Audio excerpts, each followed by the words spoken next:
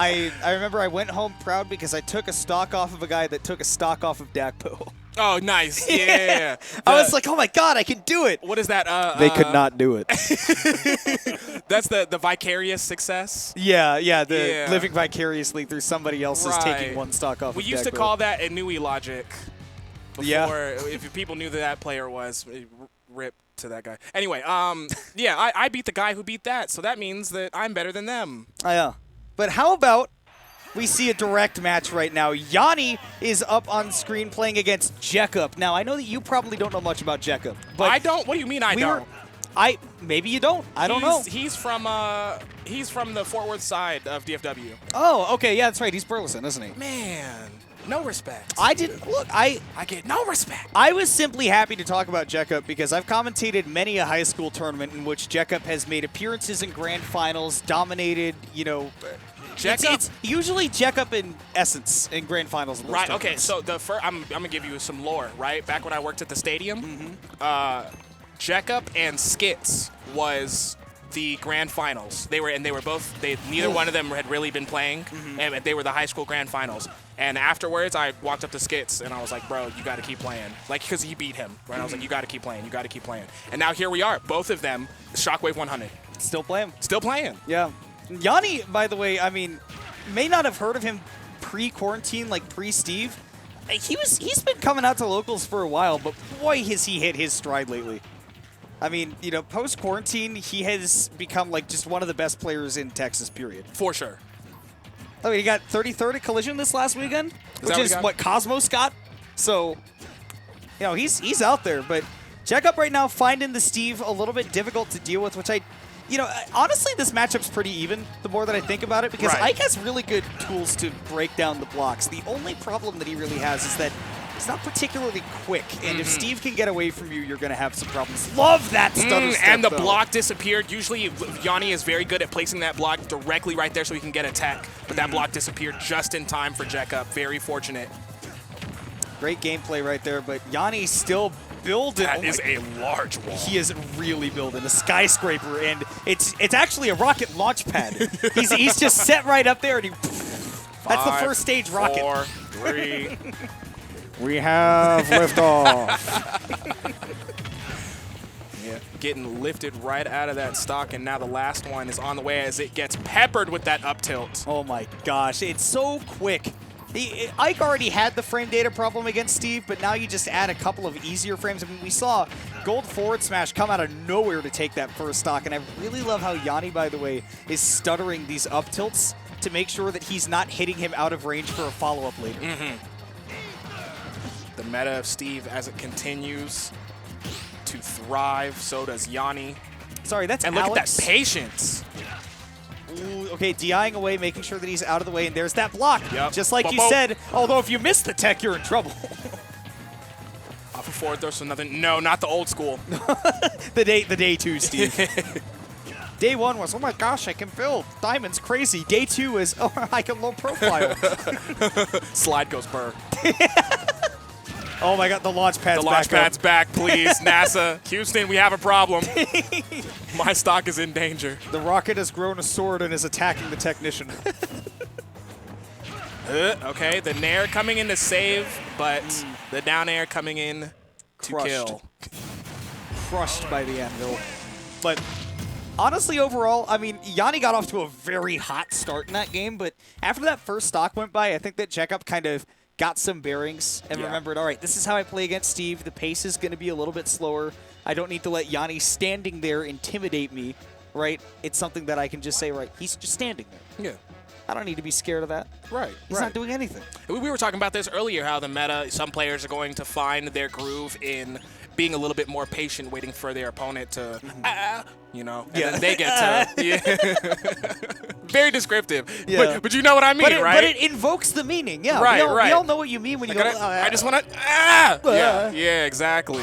I mean, you've all had it in your head. You're just, I just want to, I play in similar. That's most of my matchups. Just just let me get. We'll see Jeckup taking game 2 to Hollow Bastion. This is becoming a very common game 2 pick, I'm noticing. I think a lot of people really think that their characters can do a lot on this stage. And for Ike, I especially agree. I agree. I think this is a great stage as well. I know a lot of people were kind of uncomfortable with Smashville because of how close the platform and the edge of the stage was. But now you've got the same layout with a lot more room to work. Okay, I want to soapbox for a second. I feel like it's a bad thing that we're saying Hollow Bastion over Smashville because this feels like less of a counter pick stage I don't say than Smashville over. does. Right. I'm not with the, one is better than the other. I just know many people were uncomfortable because of maybe the size. Well, and, in certain matchups, right, it is frustrating. Against Ike, for example, on Smashville, there's really nowhere for you to go to escape him once the pressure's on. But here on Hollow Bastion, you got a lot more space to work with. But I don't know, I feel like that's the point of a counter pick, Right. You're supposed to be uncomfortable on your opponent's counter pick. That's how this works. Jeckup had a great double jump bait right there, but he didn't pull the trigger when Yonni whiffed. And he's got to continue dealing with that. Yeah, I think that especially Yanni's doing such a good job of be careful. Wait, it didn't reach. Now, does it not reach all the time, or is it just because he was in the wrong position? No, it definitely reached. He was right on top of the trapdoor. That's interesting. I think maybe this one just doesn't reach. Because I think it also doesn't reach on Stadium? It might be Stadium, yeah. I think you're right, because Stadium I know is higher. One of those, yeah. But the other one's not a problem. So, niche matchup knowledge. Ooh! Damn! The downer also took out the blocks, too, which is why that got that kill that way. Okay, Love excellent that. play from Jeckup. First time he's been up during this set so far. And had a chance to really get it going. Oh, you're taking it for a ride. It was one. Take it for a ride. Is this day one? Take it for a ride. You can't get up beat near the ledge. Yo, Jeckup. Let's go. This is a big wait. lead. Like I said, I feel like there is a lot of merit to this matchup for Ike. Uh-oh. I do believe the possibility is there, but Yonni is definitely not going to give it to you for free. Yanni's also played against plenty of Ikes, especially online. Man. Like, he's had the experience. Whoa. Whoa, what are where are we going? I have no idea what we were painting right there. Man, that house had a lot of foundation issues. Bob Ross could not describe what was happening in that painting. This is just a happy little, it's happy, I guess. Mistakes, something, man. Ooh, okay, I like the disengage right there, not letting the Elytra start anything. And here come a lot of the blocks. With Yonni getting low on resources, Jeckup doesn't want to overcommit, though, because Yonni doesn't know how to fire back. Every percent counts. You've got to be a little bit more careful when you're next to Yonni. He's coming down with an aerial, I promise you.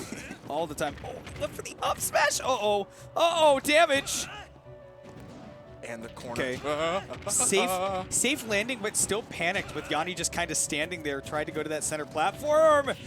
I thought that, okay, it was good that Jeckup mashed out before you went off stage, because if you didn't by that time, forward air was going to spike you to death. Ooh. That was an excellent roll on. As soon as he saw the charge, I think maybe he reacted. Or at least noticing, right, that if I get forward smash the other way, I might not die because I'm heavy. Oh, look out! No! You have to touch! Oh, you have to be ready. You know what? But fair is fair. Jeckup cheesed him once, Yonni cheesed him once. That's true. Okay, fine. It's equivalent exchange. It is. Yeah. This is exactly like Full Metal Alchemist. Yanni will hit you with that. If you watch his streams or seen any of his replays on Twitter, plenty of people getting bounced off of that little piece of block. It can be kind of frustrating. Where are the 7 cameras in the room so that we can go like... yeah, exactly. And the one outside his house. Oh, yeah, and then he walks around just...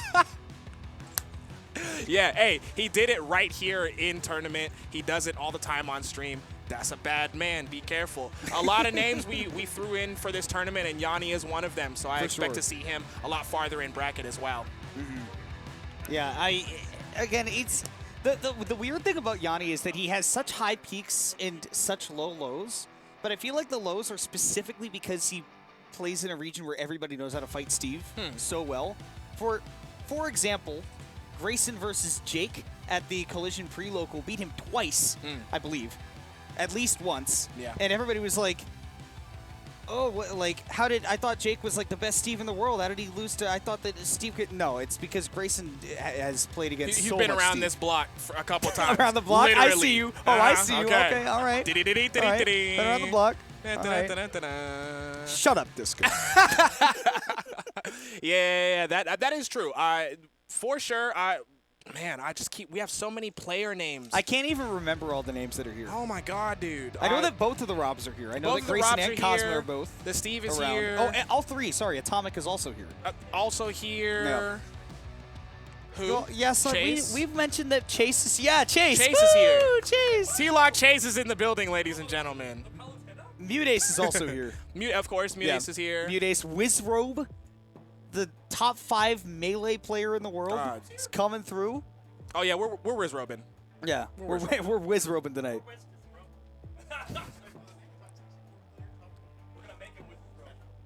A top Smash 64 player. I heard you say top 64 player. And I was like, I don't know if Wizzy's top 64 at the game.